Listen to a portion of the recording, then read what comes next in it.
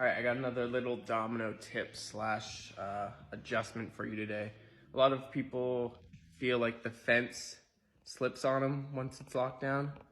So simple enough trick, but not many people. Maybe you know it, maybe you don't. Again, here we go. This applies to both of these cranks. If you feel like your crank isn't tightening it down as much as you'd like, you can adjust it. Grab yourself a screwdriver, loosen this screw. Ideally you get a longer screwdriver than this, so be right back.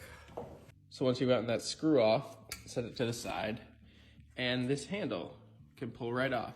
So what I suggest doing is, if you feel like it's not tightening enough, go ahead and tighten your fence all the way down, and then pop this handle off.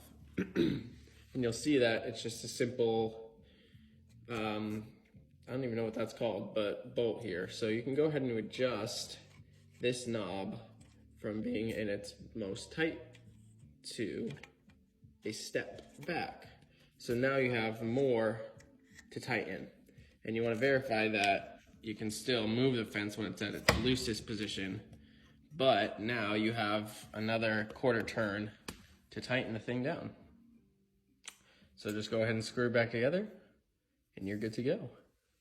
Now, this tactic is applicable with both fences, but it's less of an issue on the 90-degree since you don't really get much slipping, and you can tighten it a lot further than is restricted by the body of the machine here. So now it's loose. I can move my fence up and down, and it actually gives you a little bit more friction, which is nice. It's easier to adjust and hold its position.